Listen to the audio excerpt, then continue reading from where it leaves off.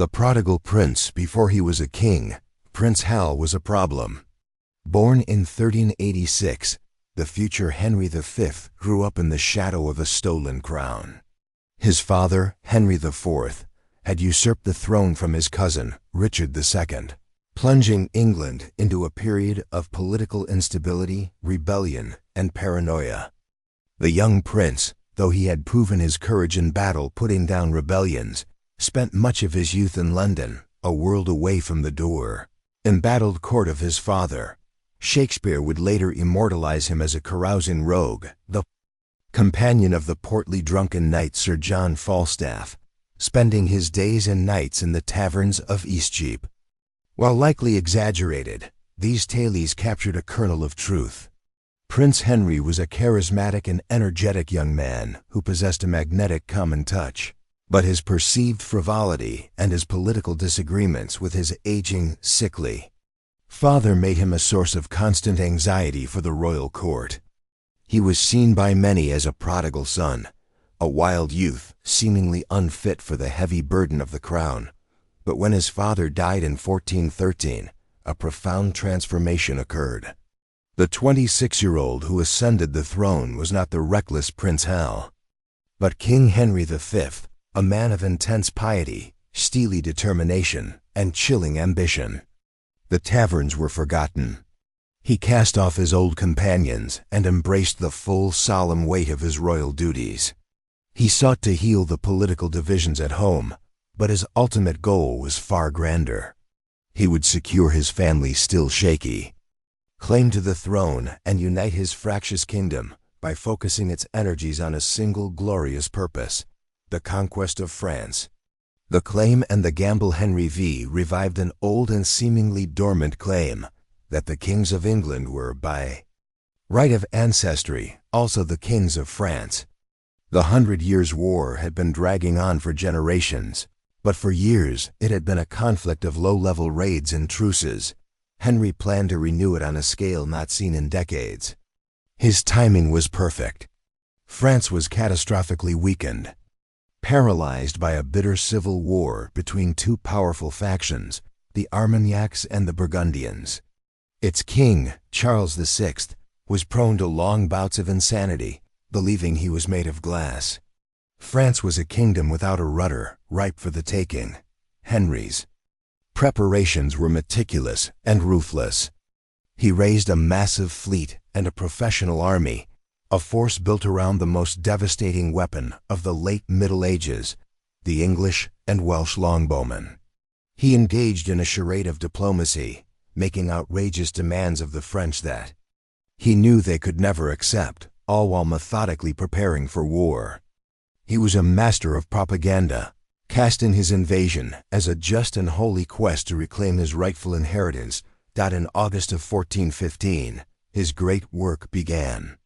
A fleet of some 1,500 ships, a staggering logistical achievement, crossed the English Channel, carrying an army of around 12,000 men.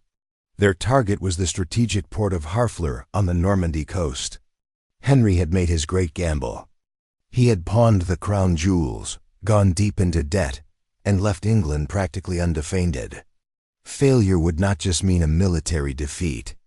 It would mean the ruin of his kingdom and his dynasty. The sickness at Harfleur, the siege of Harfleur, was supposed to be a short, sharp affair, a swift victory to open the door to Normandy. Instead, it became a 5-week nightmare.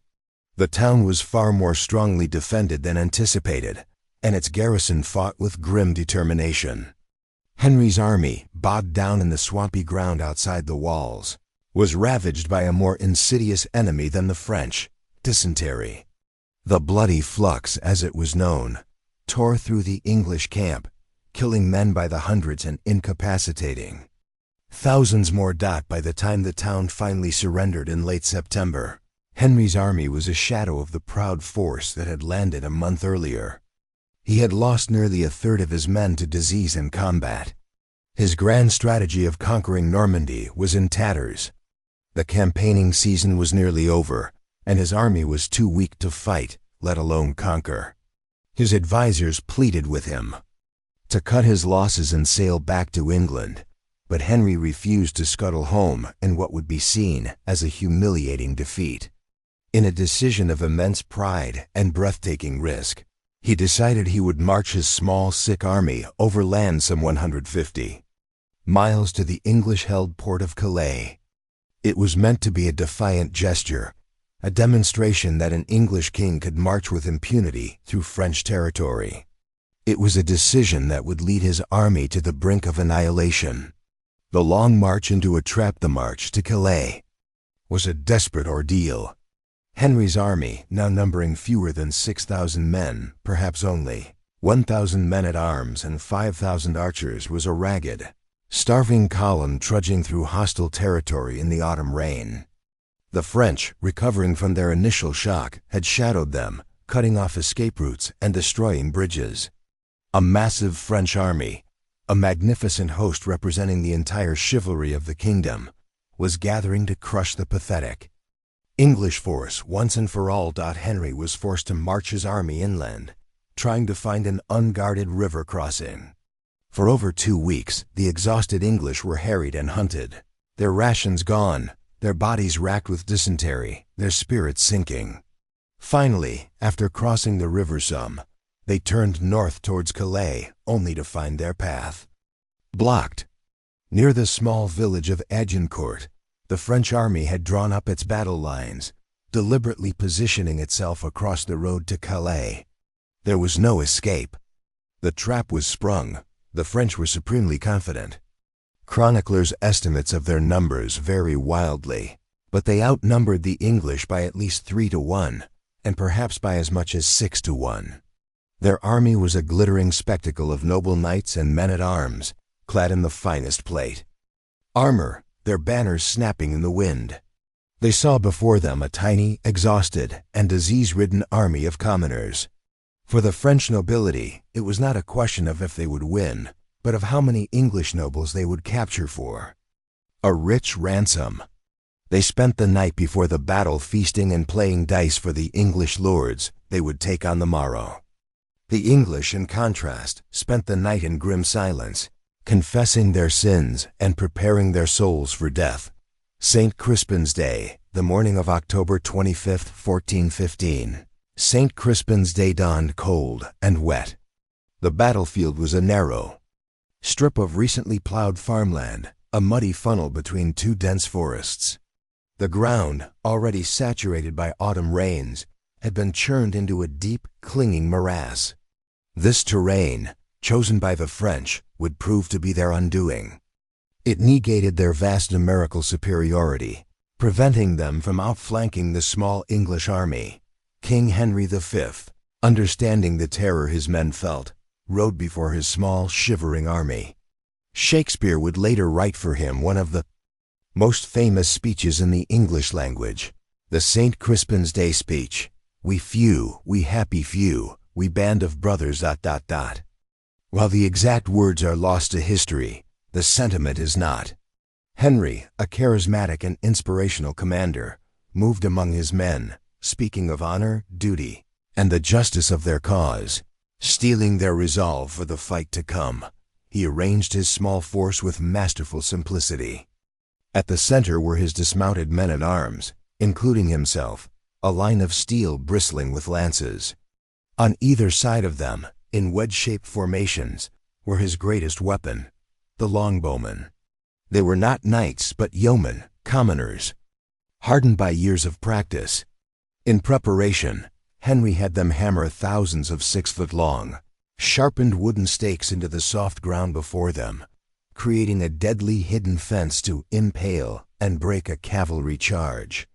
The arrow storm and the muddy killing ground. For hours, the 2 armies stood facing each other in a tense standoff. The French, arrogant and hidebound by chivalric tradition, waited for the English to make the first move, expecting them to launch a suicidal attack. Henry, seeing this, took a calculated risk. He ordered his army to advance within extreme longbow range, replant their stakes, and then begin the battle. It was the longbowmen who fired the first shot. On Henry's command, some 5,000 archers drew their bows and unleashed a storm of steel-tipped arrows into the sky. The sound was said to be like a great flock of birds taking flight. The effect on the French was devastating. The arrow storm was not just lethal. It was a psychological shock, a storm of piercing steel that goaded the proud French knights into a disastrously undisciplined and premature charge. The French cavalry charged first, hoping to sweep away the archers, but they were channeled into the narrow, muddy field. The arrow storm tore through them, bringing down horses and men in a screaming, chaotic heap. Those who survived the arrows crashed into the hidden wall of sharpened stakes, which impaled their mounts and broke the charge completely. Then came the main French force, a massive wave of dismounted men-at-arms, weighed down by their heavy plate armor, trudging slowly across the deep, clinging mud. The English archers, now firing directly into their ranks at point-blank range, inflicted horrific casualties. The French, packed tightly together and stumbling through the mire, could barely lift their weapons. The English lying held, and the battle in the mud became a brutal, suffocating melee.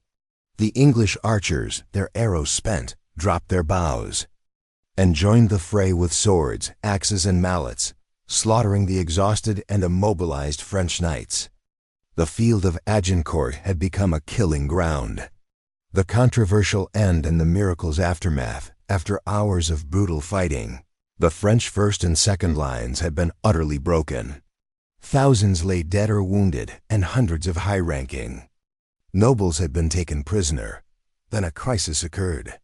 A French raiding party had attacked the lightly defended English baggage train, and at the same time, the French third line appeared to be regrouping for a fresh assault. Henry, his small force exhausted and now guarding a number of prisoners that may have outnumbered them, made a ruthless and controversial decision. Fearing the prisoners would rearm themselves and attack from the rear, he ordered them all to be executed. It was a shocking violation of the chivalric code, and many of his own knights refused, but the order was carried out by common soldiers. The massacre of the French prisoners secured the battlefield and ended the last threat of a counterattack. The victory was total and stunningly one-sided. The English had lost a few hundred men at most. The French had lost thousands, including a huge portion of their high nobility, dukes, counts, and the Constable of France himself. To the English, it was nothing short of a miracle, a clear sign of God's favor for their king and his cause. Henry V returned to England a conquering hero. The victory at Agincourt shattered the prestige of the French aristocracy and allowed Henry to conquer Normandy and much of northern France over the next few years. In 1420, he achieved his ultimate goal with the Treaty of Troyes, in which the broken French government recognized him as the heir to the French throne. He had, in effect, conquered the crown of France, but he would never wear it. 2 years later, at the height of his power, Henry V died of dysentery, the same disease that had plagued him at Harfleur, leaving his infant son to inherit a dual kingdom that would soon crumble back into war. Yet his legacy was immortal, forever, enshrined in the muddy field of Agincourt, a battle that became a cornerstone of English identity and a timeless story of the triumph of the underdog.